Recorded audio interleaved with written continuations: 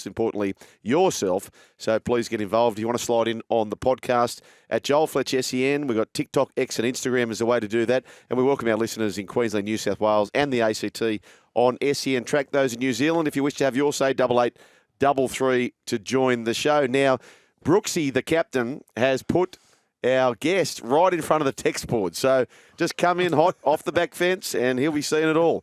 Up for grabs today too, by the way. 2 pairs of Footy State of Origin premium socks. Visit Footies, which is foot-ies.com.au. The RLPA El Presidente, Clint Newton, 173 NRL games for the Night Storm Panthers, 100 games for Hull KR, 4 tests for the United States, and currently the CEO of the RLPA, and they are in good hands, great hands. And I'm pleased to say he is here right now. Mr. Clint Newton, good afternoon to you. G'day, gents. Good to be here. Yeah, put your mic a little bit closer. Oh, thanks, we mate. won't bite. Thank you. Hey, quick one. How did you get into this? How did you become the CEO of the RLPA? Well, it probably started because Dad was managing Tony Butterfield through his career.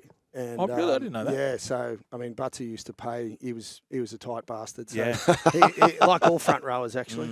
Yeah. And he used to pay Dad with a box of Benson and Hedges extra mile and a bottle of rum, and that's the way it was. So then. And then Butsy obviously took over in the early 2000s after he retired, and Dad, helped him a fair bit with that. Dad had a strong sort of labour union background via his, grandfather, or his father and grandfather who worked in the mines in the Hunter Valley, and then, my grandfather moved into the police force and was senior sergeant around Balmain area, brought through Ciro. Yeah, okay. He was, Ciro was underneath him, and then Dad's close affiliation with John Singleton then led to, Singo actually investing in the RLPA to make sure it stayed financially viable. Back then? Yeah, back in the early 2000s. Yeah, because I remember when Butsy would come in and it sort of never really kicked off, did it? Like it was always, some blokes would just take it out of their contract, some blokes saying, I'm not paying that. It certainly wasn't unified. You know what it was, Brian? So there was in life, if you see a busy resume, it's alarming. There was a lot of changing in the guard. And I think what you've done, Clint, is you've really steadied the ship. You've put your stake in the ground. And you're not going to be there forever. That's what happens in life. But you have steadied the ship. And what you've achieved has been massive because we've seen the comings and goings of it, haven't we, Brian? It's a legitimate union.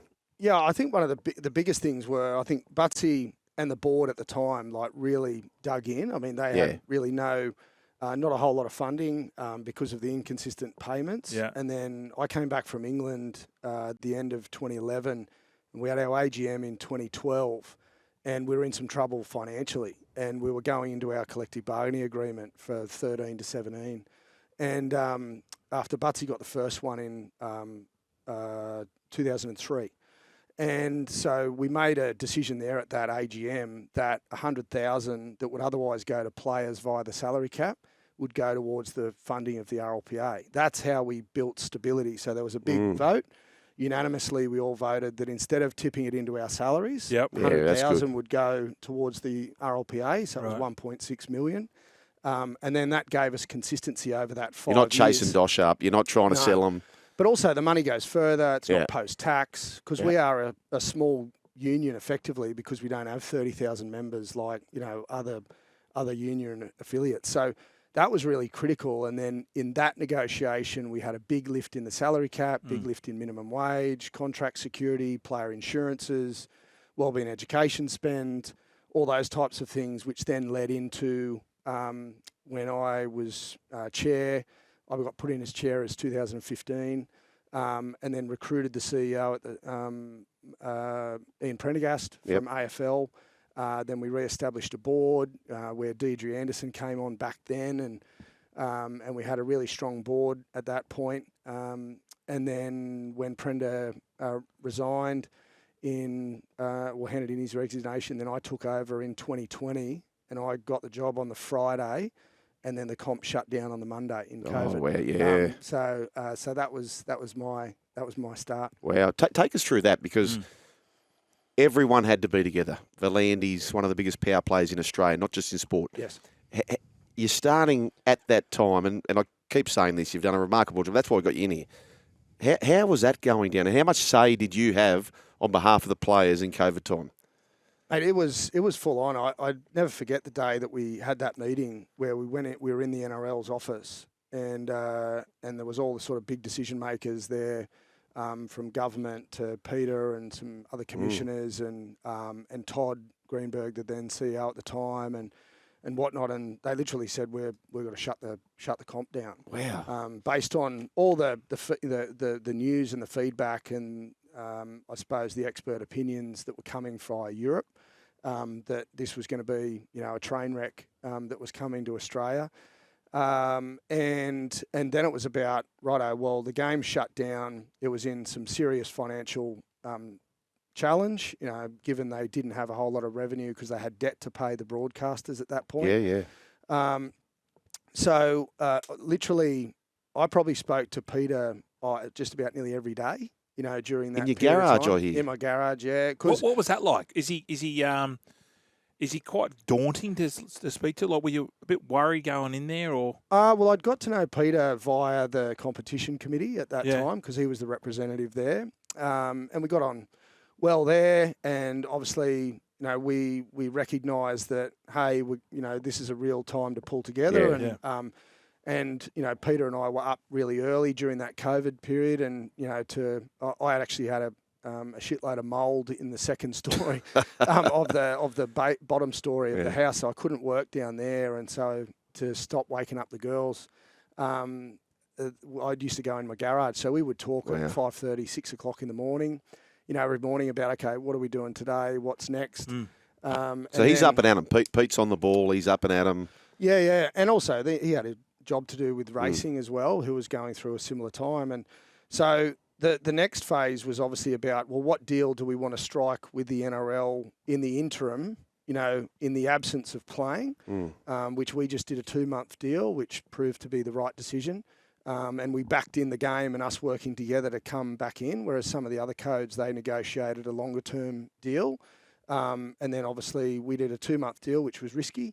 But it paid off, and the game came back, and the players did their bit. But look, Peter and I, we've had our moments like anyone does. Is it like arguing, like fully get up and you're yelling at each other? Not personal, is it? It's no, I think look, Peter's like a serious player, and I've got a lot of respect for what he's been able to do, and I think that.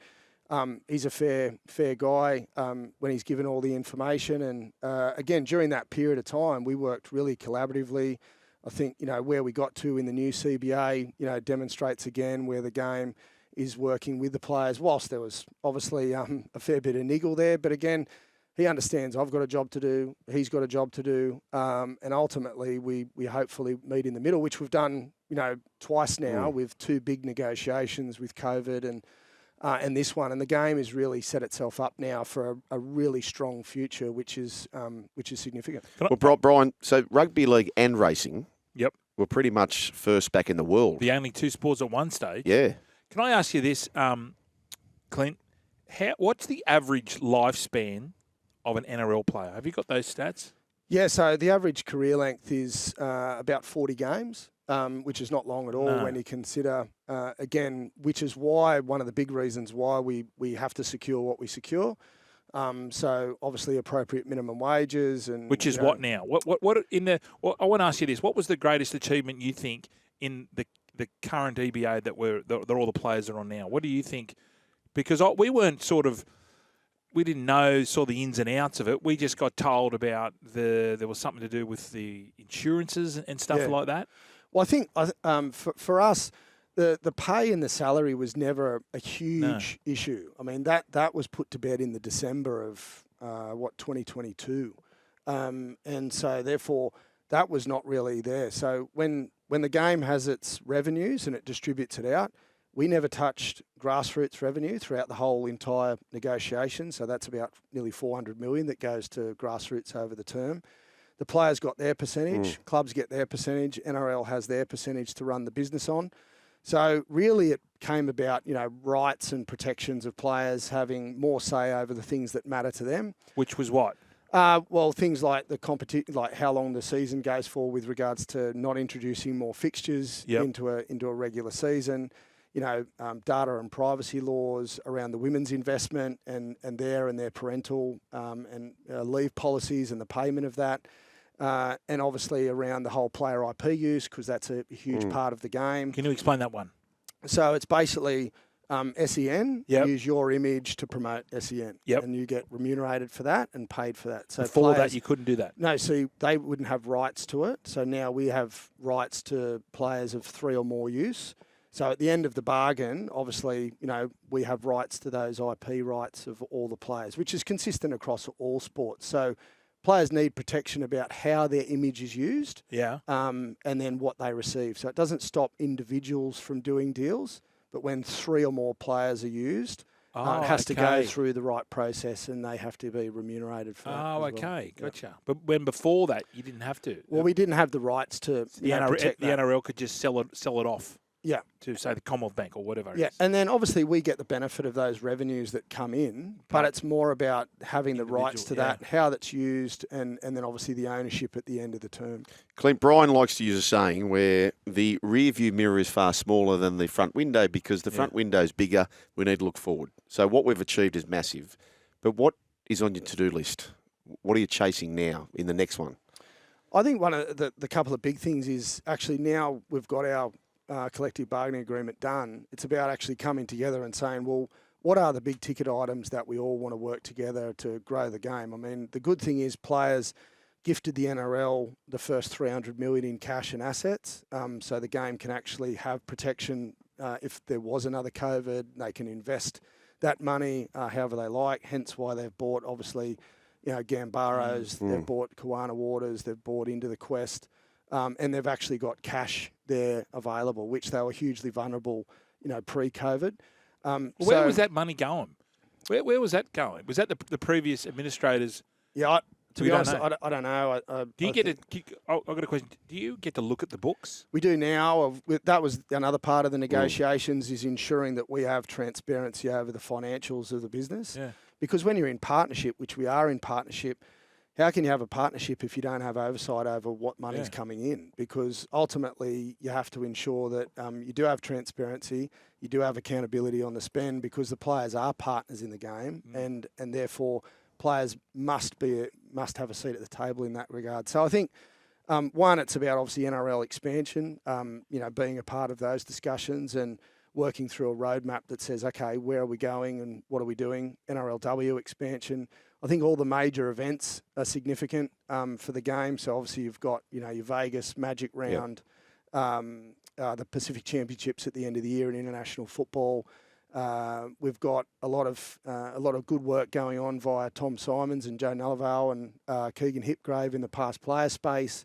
So from our perspective, so there's plenty of work to do. Reviews, around agents. That's obviously a big one, and integrity review and hazardous illicit drug policy and licensing. So there's a lot to work through, but it's all exciting. The game's in a great spot, and we're just looking forward to working together. And no doubt there's going to be some challenge at different stages, but I think that's where growth occurs, is when friction happens. And we won't shy away from that, and nor I'm sure the others won't either. When does this current EBA finish? It finishes at the end of 27. And is that when the new TV rights deals? Yes. Okay. Yep. So one thing that agitates me, Clint, is we've got more time in the game in play, but ball in play, and we're seeing more and more injuries. Obviously, we're playing a lot of football and it's catching up. The activation of that fifth player, why can we not just have this player? And I just want to understand the process. Like, is it something that the NRL could just instigate immediately? To me, it seems so bloody obvious. You've got a player warming up already. I assume they get match payments anyway. Why can't they just, the amount of games that we don't finish with 17, why can't they just be part of now? You still got the 8 interchange. Why do we not use this player? To me, it is dumbfounding for me. Well, one of the proposals that we put to the NRL was even the activation of that that fifth interchange on any HIA. So Yes, if you lose a player, it shouldn't matter No if foul it's play foul play or anything like that. It should be just, you activate So that what's player. the process to make this? Because it seems so logical for this to happen. What's the obstacle for this to happen? Well, I think there's, obviously they've got, the commission have got to sign off on that. We make submissions, which we do via Graham Ennersley and Andrew. Yep.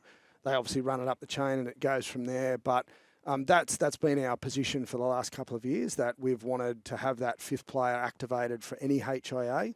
We don't believe that if a club is going to game it, then the game can come down significantly hard on that. But if you keep it at the 8 interchange, how many people are going to... And the other thing is too, even if it's not a HIA, for the betterment of the game, if we're in entertainment, if a halfback goes down, don't we want a halfback to come on the field? Like, does it matter whether it's HIA anyway? Just they've dressed, they're suited and booted. Involve them in the game. Yeah, I think, again, that's something that we'd be certainly open to look at, because ultimately what you want to do is make sure the game is the best product it is. Peter always says about, you've got to entertain the fans. So I think that's something that we really need to look at. But again, for us, from a activation and HIA perspective, we just believe that, they should be activated straight away. I think there's merit in having a couple of those extra people to come on, and maybe you only use 4 players, but, at a certain period of time, you might say, well, we're not going to use this one. We're going to go this way based on how the game's operating. Yeah. Clint, do you think we play too many games? Personally, I think I don't think the game and the players can sustain the current model for much longer. I think that personally, when you've got pre-season, you've got the 27 rounds, origin fixtures, semi-finals, and now a necessary international schedule. For us personally, I think there's a discussion to be had around how do we actually make the season structure better and ensure that our players play for longer. So you talk about earlier with the players and their average career length. Yeah. What we want to see is the career length track upwards, not down. So what we're seeing is players play less a number of years, and the average age of players is dropping. So if we're going to look to expand the competition, what you actually want to see is players playing for longer. And we certainly think that if you reduce, the regular season, there's an opportunity to do that. I don't buy into the fact that if you reduce the regular season, that broadcasters and our major partners are going to pay less. I think other codes have proven globally around the NBA and other codes that, it's really about the quality of the product. You could introduce more buys and still play for the same length of season, but actually play less fixtures. I think the women's game is just actually going gangbusters, and I think that can offset, because you've got to remember that, again, with the women's broadcast deal, the broadcasters are paying for cost. They're paying for the production of it. There's not necessarily a financial cash investment, so there's lots of upside for there. Plus, I think, obviously if we go to 18, which we support, expansion, that's going to give an extra round every weekend, which is going to be a significant amount of money as well. So there's certainly, Fletch, I reckon that there's an opportunity to pull it back so our players are playing for longer, and that fans aren't necessarily shortchanged, particularly at the back end of the season when we're wanting our best players playing. What about Sugar? I'm going to speak on your behalf here, the wild card. I love it. I love the wild card. You're frothing on a wild card. Yeah. What do you say to that?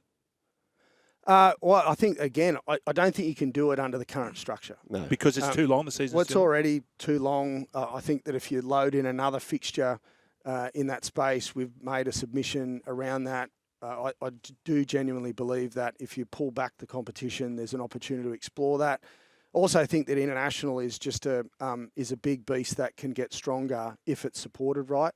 And I think at the end of the year, when you've played the 27 rounds and finals and origin, it does leave it in a pretty vulnerable position. But again, these are the things that we want to work with the game on, because we certainly believe that it's going fantastically well, and now it's just about doubling down on that. Can we pinch you for 5 more minutes? We've got Sats and the Rat not too far away. Can we squeeze you for 5 more? Yeah, on the other side. I want to ask you this, just quickly. When the players put that sticker across, what was how did that come about? Like, was it, everyone jump in so? Because it seemed to me like it was like a nothing sort of protest. Well, I think it came on the back of, so we'd planned about how we'd go about if we got to a dispute, 12 months earlier. Yeah. So really it was about a sign of solidarity. We recognised it would have an impact on, sponsors. Gotcha. And there was more to come after that. It was just, fortunate enough, we got the deal done a couple of weeks later and we didn't have to have any more activations. Okay. What was the, I like the activations. We've got to activate a break, Brian. Yeah. So good. Let us know what you think. 1300 01 1170 or text 0457 Yeah, just a bit of light and shade. We welcome back to the Run Home with Joel and Fletch with Clint Newton, the CEO of the RLPA. Now, I was sent a footy show clip today. Remember the pest of Fatty Vorton? He was just sort of following him around. Yeah. They were out in the Broken Hill, I think it was. But one of the other great clips was your old man, the great man, when Mario gave him the cup of tea, with the tea on top of the saucer. The saucer. I thought it was a G up. Yeah. Mario just did that. Mate, he had no idea. and my old man, I remember in a couple of the breaks, he was like going to put it down, and then he was just going, fucking hell, this bloke won't stop talking. I can't drink. And so yeah, it just went on, and then we remember watching it at that point on the show, but you didn't realise that how many times he actually went to try and put it down, and then Mario said, "Oh well, off we go again to something else." The best one was when the Gidley boys faked an injury, and Mario was just losing it. Hagues was a part of that, and obviously the Gidley boys and whatnot. So he's a beauty. He was a beauty, Mario. When did you two first cross paths? Well, Nuno just told me. You tell the story, Nuno. Because the first time we crossed paths, because Fletch was a bit of a childhood hero. Yeah. Used to watch all these games. Used to appreciate the hand grenades that had come out the back, and I took that on in my career a fair bit, as Joey would probably tell everyone. But I just played New South Wales in under-19s with Braith and Joel Monahan and Corketas and whatnot against like Corey Parker and Brent Tate and whatnot. Anyway, me and a mate of mine, Russell Richardson, we stayed down. We beat on the buzzer. We beat Queensland. And then we stayed and watched the game. That was the 56-16 game. Oh, that 2000? 2000. And Girdler got the record for most points. So we ended up going, stuff it, we won't go home. We'll stay out in Sydney. Yeah. Now, I hadn't been out in Sydney like ever before. I was only just turned 18. And so we ended up driving around. We end up getting to Bondi somehow via our trip. We're driving down the main street of Bondi. Next thing we see Joey, BK, Fletch, Adam Muir, all that, like walking down the main street, and Joey's going, come in, and I said, we've got nowhere to stay, and Joey said, well, the missus is staying in the hotel, go back there and you can stay on the couch, and but you're coming and drinking with us. So we ended up in the Bondi Hotel, and I'm around all these legends with me and Russ, and and Wayne Pearce was the coach at the time. Ended up finishing there about, when it shut, about 2 or 3, and Joe said, I'm going to the cross with the boys, just go back and tell his miss at the time I'll be back, a bit later. And next thing I'm in the couch, and, he comes home, and I lose the toss of the coin, and I had to drive back the next morning, and Russell Richardson was in the passenger seat. And then we get back into town at the junction, and I had to go and get a medical and whatnot and come back. And next thing, Joey and BK are driving through the junction in a cab, hanging out of this, not a car, but hanging out of the roof of the car. The sky roof. The sky roof, just going, well, here we go. Like, let's get back on it. They would have got back on it. Yeah, they did. And, that might have been when they had a blue. Yeah. Did they? No, they were always fighting. Were they? No, that was after the World Club Challenge. That was like in early 2002. So yeah, that was the first time that I was having these drinks with bourbon and cakes with Fletch, and under 19, pulling the ice out, and saying you got to scull one and then sip one and whatnot. So that was kind of the way nowadays you can't do that. No, they're so different now, aren't they? The players. Yeah. Well, they so different. Well, they have to be. Yeah. But the best thing about them is they're still so authentic. I mean, we've got a sensational group of players, and the women are just as good. Yeah. In that regard too. They love a drink and they're just as authentic too. Yeah. So we're pretty fortunate. Just on the girls, do you ever see a day where we're going to have 17 teams and we can play like as a curtain raiser all on the same day, girls and boys? Yeah, I think the where the women's game's heading is through to the moon. Really, I think that going to 12 teams is fantastic. We've certainly advocated for that, but where the women want is they don't want expansion to come to the detriment of the actual quality of the product. Gotcha. So I think where what we've advocated for, via the women, is to expand the squad sizes rather than expand the competition anymore. So obviously you're producing more talent. So then when you actually expand the competition, you've got more talent to distribute, outwards to the other teams. Totally agree with that. And I think the game is flying because of the women.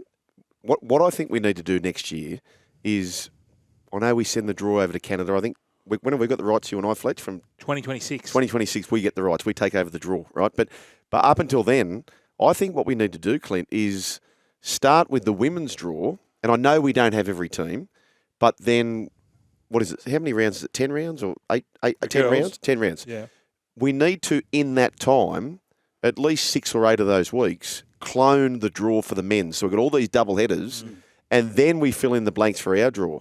I just think the moment we get all these double headers of the boys and girls playing at the same venue as often as we can, and you do that by starting with the women's draw and then going, okay, well, in this round, which their rounds 1 to 10 might be our rounds 18 to 27, then we clone that draw, and everyone who's not part of it, they're playing each other also, or something close enough to that. I just feel like the game will explode when you've got both the girls and the boys playing on the same day as often as we can. Absolutely. Yeah, and the best thing, again, I think that the women are tremendous in how they approach the game and what's best for it. Again, they haven't been opposed to playing before men's origins and whatnot. I think the best thing is what we've seen is that we've had 20-odd thousand at Suncorp before massive. Magic Round. We were sold out in Newcastle. Obviously, the weather was a bit of an issue here. Sold out in Townsville. And I think if you look at the growth there, it won't be too long before they're selling out 40,000-seat stadium. I think, again, you're seeing pre-grand final, there's 45,000 people turning up, to their game pre the men's grand final. So there's so much opportunity, and I think expanding to the 3 games of origin is huge. Massive. And I think, again, what the women are looking for is that they want, obviously, with the 12 teams coming in, everyone playing once, ideally playing more, 1.5 even times of the season. Yep. So playing everyone at least once and maybe another half, and then an increase in final series to ensure that, it's not just the top 4 are playing and then for you a grand play final. and then you go into a grand final. So there's lots of upside there. I think that they're an outstanding group of people, and I think what we have seen is the fact that the more professionalised the women's environment, which we've obviously, that's our job, is to advocate for players to get better benefits and entitlements and greater protections. And what you've seen is extending the time in which the women are training has produced better on-field results. Yeah. So what we want to see is more time at training, which then they've more time in high-performance environments. The states have obviously played a great job in developing those in the women. But again, as I've said quite openly, really the Matildas have been, just blazed the trail for all women's codes. But I think the NRLW is running a very close second, which I think is fantastic. I'll tell you what, I wouldn't have put you straight in front of the text board, but that's just me because the good, bad and ugly can come through. But what you have seen firsthand, it hasn't stopped since you come on. It's just text after text after text after text keeps coming through. Brian, there is not a station in the world who talks more rugby league than us. So Clint Newton, the CEO of Rugby League, CEO of the RLPA, coming on here talking directly to a very passionate fan base. We really appreciate that. Now, Nudo, for all those Rooster haters out there and all those big clubs, so they all hate him saying there's cheating salary cap, can you please explain the rules around third party, please?